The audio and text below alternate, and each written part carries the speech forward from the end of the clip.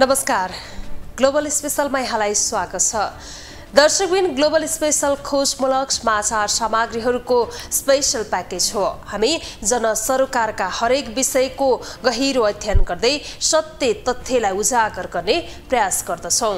सत्य तथ्य र निष्पक्ष समाचारको प्याकेज दिने हाम्रो प्रयास निरन्तर जारी छ।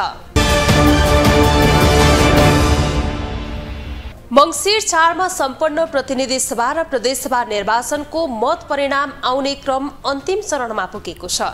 मत परिणाम अन्तिम चरणमा पुगेसँगै राजनैतिक दलको चुनावी परिणाम र आगामी सत्ता समीकरणका विषयमा समेत चर्चा हुन थालेको छ। अहिलेसम्मको नतिजा हेर्दा नेपाली कांग्रेस पहिलो, नेकपा एमाले दोस्रो तथा नेकपा माओवादी तेस्रो स्थानमा रहने निश्चित भइसकेको छ। 2074 को निर्वाचनमा पहिलो दल बनेको एमाले यसपटकको निर्वाचनमा सोचे अनुरूप नतिजा ल्याउन सकेन। पार्टी विभाजन र सत्ता गठबन्धनको प्रत्यक्ष प्रभाव एमालेमा परेको देखिएको छ।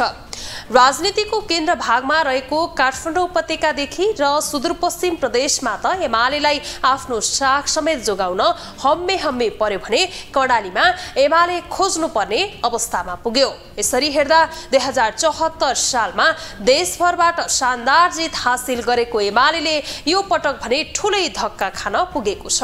अर्कोतर्फ स्पष्ट बहुमत ल्याएर सत्ता सञ्चालन गर्ने अभियानका साथ लागेका वर्तमान सत्ताधारी दलहरूमा समेत अब स्पष्ट बहुमत आउने नदेखिएसँगै सत्ताको खेल कसरी अगाडि बढ्ला भन्ने विषयले प्राथमिकता पाएको छ भने पहिलो पटक जनतासँग अनुमोदनका लागि पुगेको राष्ट्रिय स्वतन्त्र पार्टीको लहरले यो पार्टी पनि सरकार गठनका लागि महत्त्वपूर्ण मियो बन्ने देखिएको छ।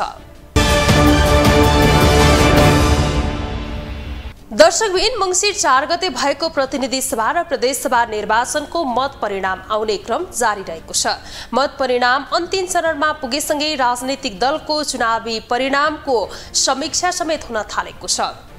2074 को निर्वाचनमा पहिलो दल बनेको एमाले यसपटकको निर्वाचनमा सोचे अनुरूप नतिजा ल्याउन सकेन।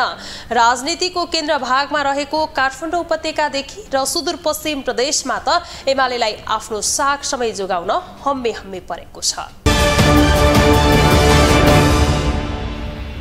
मंसिर 4 मा भएको आम चुनावको मत परिणाम आउने क्रम जारी छ। अहिलेसम्मको नतिजा हेर्दा नेपाली कांग्रेस पहिलो, नेकपा एमाले दोस्रो तथा नेकपा माओवादी केन्द्र तेस्रो स्थानमा रहेर लिड गरिरहेका छन्। मतपरिणाम अन्तिम चरणमा पुगेसँगै आम चुनाव 2079 को समीक्षा हुन थालेको छ।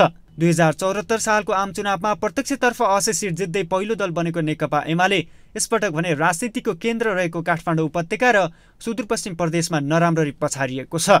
काठमाडौँ उपत्यकामा रहेका प्रत्यक्षतर्फ 15 सिट मध्ये 2 सिटमा मात्रै एमाले हात पारेको छ। काठमाडौँ क्षेत्र नम्बर 9 मा कृष्णगोपाल श्रेष्ठ र ललितपुर क्षेत्र नम्बर 1 मा प्रेमबहादुर महर्जन बाहेक अरूले जित निकाल्न सकेनन्। उपत्यकामा एमाले नराम्रोसँग पछाडिएको छ। सुदूरपश्चिममा यी 2 सिटमै चित्त बुझाउनु पर्ने भएको छ। 2074 सालमा तत्कालीन नेकपा हुँदा पहिलो दल बनेको एमालेको नाममा यसपटक खराब रेकर्ड आउनमा गठबन्धन प्रमुख कारण होला। तर एमाले अध्यक्ष केपी शर्मा ओलीले टिकट वितरणमा आश गरिएका नेता डाक्टर भीम रावल र घनश्याम भूषाललाई टिकट नदिनुको परिणाम पनि कारण हुन सक्ने आकलन गरिएको छ। चुनाव अघि नेता भीम रावलले टिकट नपाएपछि सुदूरपश्चिममा जनताले सार्वजनिक कार्यक्रममा ओली समक्ष असन्तुष्टि पोखेका थिए, जुन कुरा नेता राहुल पनि स्वीकार गर्छन्। असममा पनि कार्यकर्ता बीचमा जनतामा व्यापक असन्तुष्टि त मनोनयनको दिन नै देखा पर्यो नि, जुलुस नारा नै गरिने त्यहाँ। र मलाई जब सर्वसम्मत र एकल त्यहाँबाट सिफारिस गर्छु, जस्तो मैले 50 वर्ष झन्डै यो पार्टीमा काम गरेँ, यो पार्टीका कयौँ नयाँ क्षेत्र, नयाँ काम पक्षहरूमा मैले पार्टीको विस्तार गरेँ, यसको संरक्षणको काम गरेँ, पार्टीका विभाजनको दिलमा पुगेका कयौँ अत्यन्त संवेदनशील क्षणहरूमा यसले जोगाउन भूमिका खेले। अनि त्यसो गरेपछि स्वाभाविक रूपमा त्यो जनता र कार्यकर्तामा त एक प्रकारको असन्तुष्टि त हुने नै भयो। अनि त्यो जुन असन्तुष्टि छ त्यो भोलि मतदान गर्दाखेरि पनि त्यो कुल्लीको रूपमा प्रकट हुने कुरा कुन आश्चर्यको कुरा भयो। यता राजनीतिक विश्लेषक भने एमालेको कमजोर नतिजा आउनुमा अहिलेको गठबन्धन र सुदूरपश्चिममा डाक्टर भीम रावललाई भूमिका नदिनु प्रमुख कारण भएको बताउँछन्। राहुलको पनि केही भूमिका होला हैन। यदि राहुललाई कन्भिन्स गरेको भए 2-3-4 सिट चाहिँ आउन सक्ने हुन्थ्यो। राहुल पनि एउटा फ्याक्टर हो हैन। राहुललाई अन्याय गरेको हो, त्यसको अलिकति 2-3 सिटमा राहुलको असर देखिन्छ। उपत्यका सहित देशभर एमालेको कमजोर नतिजाले पार्टीमा समीक्षा त होला नै, 2074 को आम चुनावमा बहुमत नजिक पुगेको एमाले अहिले भने प्रमुख स्थानमा नै पराजय भोग्नुले एमाले अध्यक्ष केपी शर्मा ओली नेतृत्वलाई पनि सोच्न बाध्य बनाएको छ। त्यसका बावजुद पनि यसपटकको चुनावमा समानुपातिक भोटमा भने अगाडि देखिएको छ। एमाले 10 लाख समानुपातिक भोट पाएर लिड गरिरहेको छ भने काङ्ग्रेसले समान 10 लाख भोट पाएर दोस्रो स्थानमा रहेको छ। ग्लोबल टेलिभिजनका लागि क्यामेरामा नरेश मोक्तानका साथमा विनोद विक्रम भण्डारी, काठमाडौँ। मङ्सिर 4 मा सम्पन्न आम चुनावको मत परिणाम सार्वजनिक नहुँदै सत्ता समीकरणको बारेमा चर्चा हुन थालेको छ। बिहीबार एमाले अध्यक्ष केपी शर्मा ओलीले माओवादी अध्यक्ष प्रचण्डलाई फोन संवाद मार्फत आगामी सत्ता समीकरण बारे कुराकानी भएको बताइएको छ। दुई नेताको बीचको संवादलाई कतिपयले भने प्रमुख राजनीतिक दलले चुनावमा पाएको परिणामको कारणका रूपमा समेत अर्थ लगाएका छन्। गत आइतबार सम्पन्न प्रतिनिधि सभा र प्रदेशसभा निर्वाचनको मत परिणाम नसकिँदै आगामी सत्ता समीकरणबारे चर्चा हुन थालेको छ। बिहीबार एमाले अध्यक्ष केपी शर्मा ओलीले माओवादी अध्यक्ष पुष्पकमल दाहाल प्रचण्डलाई फोन संवाद गरेर आगामी दिनमा मिलेर अगाडि बढ्ने भनेपछि राजनीतिक वृत्तमा चर्चा चुलिएको हो, जुन कुरा दुवै नेताका सचिवालयले पुष्टि गरिसकेका छन्। अन्तिम मत परिणाम नआउँदै दुई शीर्ष नेताहरू बीचको संवादले राजनीतिक वृत्तमा नयाँ ट्विस्ट सिर्जना गरेको छ। यसअघि 2074 मा भएको आम चुनावमा यी दुवै नेताको बलबुतामा सुरुमा गठबन्धन र पछि पार्टी एकता भएर नेकपा समेत बनेको थियो। तत्कालीन नेकपाले उक्त चुनावमा 2/3 पाएर सत्ता सञ्चालन गरेका थिए। तर पछि तत्कालीन प्रधानमन्त्री केपी शर्मा ओलीले प्रचण्डसँग मिलेर काम गर्न गाह्रो भएको भन्दै 2 पटक संसद विघटन गरेपछि प्रचण्ड र ओलीबीच पानी बाराबारको सम्बन्ध भएको थियो। त्यो बेला प्रचण्ड काङ्ग्रेससँग मिलेर सरकारमा सहभागी भएका थिए। अहिलेको चुनावमा काङ्ग्रेस सहित अन्य 3 दलसँग गठबन्धन गरेर प्रचण्डले चुनावमा भाग लगेका हुन्। यसपटकको चुनावमा गठबन्धन गरेका प्रचण्डले चुनावमा सोचे अनुरूप नतिजा पाइरहेका छैनन् भने एमाले अध्यक्ष ओलीले पनि सोचे अनुरूप नतिजा पाइरहेका छैनन्, जसलाई हल गर्न र आगामी दिनमा ओलीले प्रचण्डसँग मिलेर जान आग्रह गरेका हुन्।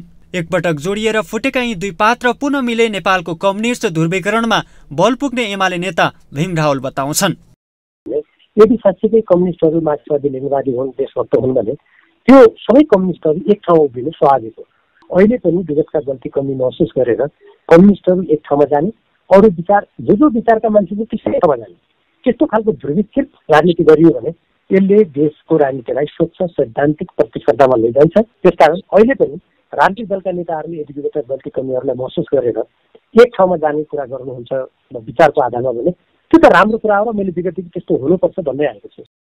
मत परिणाम नसकिँदै सत्ता समीकरणको बारेमा चर्चा चल्नुको एउटै अन्तर्य हो चुनावमा सोचे अनुरूप परिमाण नआउनु। यता राजनीतिक विश्लेषक ओली र प्रचण्डमा प्रधानमन्त्री बन्ने भोग रहेको र पुनर्मिलन हुन सक्ने सम्भावना रहेको, तर अहिले नै प्रचण्डले गठबन्धन त्याग्ने बारे भन्न नसकिने बताउँछन्। अब तपाईँ फोनै गर्दा दुईटा पार्टी मिल्छन् भन्ने चाहिँ लाग्दैन। अब यो के हुन्छ भने अब प्रचण्डजी पनि एमबिसियसै मान्छे हो, ओली झन् एमबिसियस मान्छे हो होइन। अब ओलीजीलाई पनि प्रधानमन्त्री हुने इच्छा छ होइन। अनि अब भन्छ न धुर्त र अब यो लोभीको चाहिँ के हुन्छ अरे मेल हुनसक्छ अरे होइन। अब यो चाहिँ लोभीलाई धुर्तले ठग्छ अरे के, लोभीलाई धुर्तले ठग्छ अरे के। लोभ देखाइदियो नि तँलाई यो दिन्छु मात्रै हो। अब यो चाहिँ अहिले त यो गठबन्धन ब्रेक हुन्छ जस्तो चाहिँ मलाई लाग्दैन, किनभने उनीहरूका बेमेलका कुराहरू यो नेसनल मात्रै होइन इन्टरनेसनल इस्युसँग जोडिएका छन्। भलै अब यहाँ अलिकति धम्क्याउन बढी बार्गेनिङ गर्न पनि हुनसक्छ, तर यो भनेर ओली र प्रचण्डको मिलन स्थिति देखिँदैन। तर यो भनेर मैले अन्तिम निर्णय दिने कुरा पनि किन छैन भने नेपालको राजनीतिक दल कहिले कुनसँग मिल्छन् भन्न चाहिँ सकिँदैन।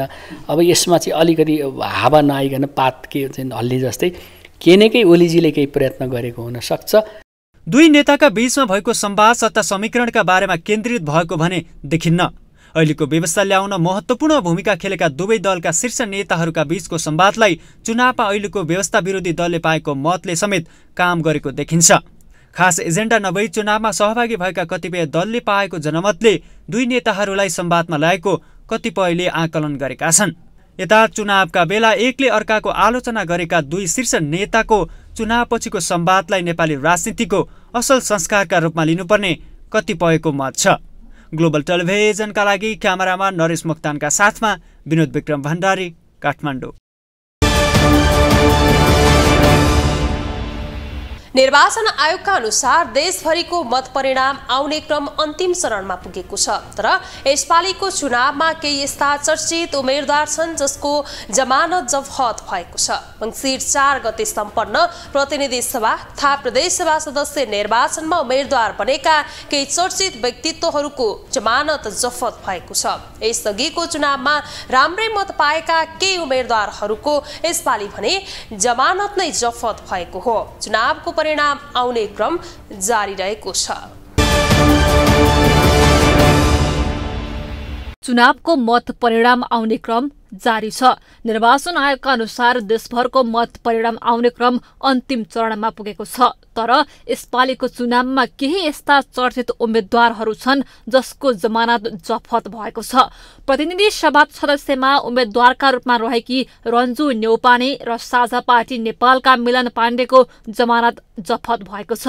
काठमाडौँ निर्वाचन क्षेत्र नम्बर 1 बाट प्रतिनिधि सभा सदस्यमा उम्मेद्वारी दिएकी पाण्डेको जमानत जफत भएको हो। रन्जु दर्शना 2074 को स्थानीय निर्वाचनबाट चर्चामा पनि आएकी हुन्। उक्त निर्वाचनमा साझा पार्टीबाट काठमाडौँ महानगरपालिकाको मेयरमा उम्मेद्वारी दिएकी थिइन्। त्यसबेला उनले 23,439 मत ल्याएकी थिइन्। तर यसपटक भने उनले प्रतिनिधि सभा सदस्यमा उठ्दा निकै मत कम पाइन्। त्यस्तै अर्का प्रतिनिधि सभा सदस्यको उम्मेद्वार बनेका साझा पार्टीका उम्मेद्वार मिलन पाण्डे 2074 पनि प्रतिनिधि सभा सदस्यमा उम्मेद्वार बनेका थिए। त्यति बेलाको चुनावमा भने पाण्डेले जमानत जफत जोगाएका थिए। तर अहिलेको चुनावमा भने उनले जमानत जफत जोगाउन सकेनन्। यता काठमाडौँ क्षेत्र नम्बर 7 बाट प्रतिनिधि सभा सदस्यका रूपमा रहेका उम्मेद्वारहरू निवर्तमान सांसद द्वय राजेन्द्र श्रेष्ठ र रामवीर मानन्धरले पनि जमानत जोगाउन सकेनन्। श्रेष्ठले कुल सदरमतको 6.8% र मानन्धरले 3.4% मत मात्र पाएका छन्। यस्तै लोकतान्त्रिक समाजवादी पार्टी लोसपाका नेता लक्ष्मणलाल कौडाको समेत जमानत जफत भएको छ। उनले पर्सा क्षेत्र नम्बर 1 बाट प्रतिनिधि सभा सदस्य उम्मेद्वार बनेका थिए। यस अघिको चुनावमा त्यही निर्वाचन क्षेत्रबाट चुनाव जितेका कौडा यसपालि भने जमानत जोगाउन नसक्ने अवस्थामा पुगेका छन्। पर्सा क्षेत्र नम्बर 1 को अन्तिम मत परिणाममा चौथो स्थानमा रहेका कौडाले 1011 मत मात्र प्राप्त गरेका थिए। ग्लोबल टेलिभिजनका लागि सुनिता बास्कोटा, काठमाडौँ। उपत्यका सहित देशभर एमालेको कमजोर नतिजाले पार्टीमा समीक्षा त होला नै। 2074 को आम चुनावमा बहुमत नजिक पुगेको एमाले अहिले भने प्रमुख स्थानमा नै पराजय भोग्नुले एमाले अध्यक्ष ओली नेतृत्वलाई पनि सोच्न बाध्य बनाएको छ। त्यसका बावजुद पनि यसपटकको चुनावमा समानुपातिक भोटमा भने अगाडि देखिएको छ। एमाले 18 लाख बढी समानुपातिक मत पाएर लिड गरिरहेको छ भने कांग्रेसले समान 18 लाख मत पाएर दोस्रो स्थानमा छ। यता गत आइतबार सम्पन्न निर्वाचनको मत परिणाम नसकिँदै आगामी सत्ता समीकरण बारे चर्चा हुन थालेको छ। बिहीबार एमाले अध्यक्ष केपी शर्मा ओलीले माओवादी अध्यक्ष पुष्पकमल दाहाल प्रचण्डलाई फोन गरेर आगामी दिनमा मिलेर अगाडि बढ्ने भनेपछि राजनीतिवृत्तमा चर्चा चलिएको हो। चुनावका बेला एकले अर्काको आलोचना गरेका दुई शीर्ष नेताको चुनाव पछिको संवादलाई नेपाली राजनीतिको असल संस्कारका रूपमा लिनुपर्ने कतिपयको मत छ। अर्कोतर्फ स्पष्ट बहुमत सहित सत्ता सञ्चालन गर्ने हुंकारका साथ जनतामाझ गएका कांग्रेस माओवादी सहितका 5 दलले कसरी सरकारमा बहुमत जुटाएर सञ्चालन गर्लान् अर्को विश्लेषणको पाटो बनेको छ। हवस् त आजलाई कार्यक्रम ग्लोबल स्पेशल यति नै। भोलि अर्को विषयको सामग्री लिएर आउनेछौँ। तपाईँ ग्लोबल टेलिभिजन सँगै रहनुहोला। नमस्ते।